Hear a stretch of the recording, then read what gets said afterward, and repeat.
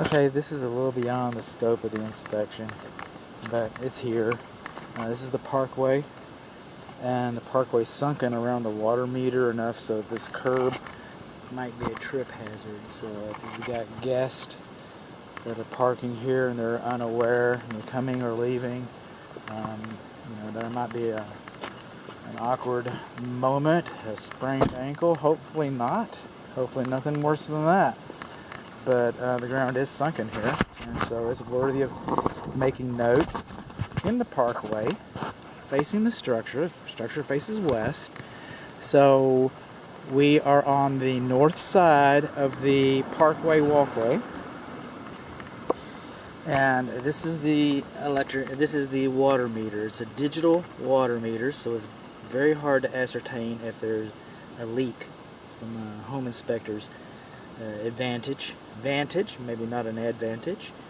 And so this structure, by the way, this structure has had very recent foundation repair, and because of that there should be water pressure tests both for the water supply and the water drain. So we're going to want to make sure that that's taken care of. Now on the other side of the parkway sidewalk, on the front entry sidewalk, the south side, as we're moving towards the south side of the house, this irrigation box, supposedly this irrigation box is for the main water shutoff valve to the house, and it's just not visible. I can't imagine this box being here for any other reason. There might be a valve in there. If there is a valve in there, you can pretty much bet it's not in very good shape. It's not trustworthy. This box needs to be excavated. Any valve that might be in there should be located, serviced, so that it can be used. Over here, this is the closest faucet. This is the closest faucet to the house. We're looking between 40 and 80 psi. Also, we do not have a vacuum breaker on this bib faucet. We do not have a vacuum breaker, which we should. The stem is leaking. It's pretty exciting, isn't it? Okay, well, on a day like today, it's not so bad. And we got just a little less than 80 psi. I'm going to make 75 on the report. That's what we're going to be looking at. Of course, you can see the foundation repairs have been done. These are the cleanouts, the main sewer cleanouts. Again, we're in the flower bed on the south side of the front entry. This is the check valve for the lawn sprinkler system. Check valve for the lawn sprinkler system. Now, when this home was built, it wasn't required to have a main shutoff valve to the sprinkler system. It wasn't. But by today's standards, you should have a main shutoff valve to the lawn sprinkler system. These two valves, I don't know if you can tell that, these two valves, those are isolation valves.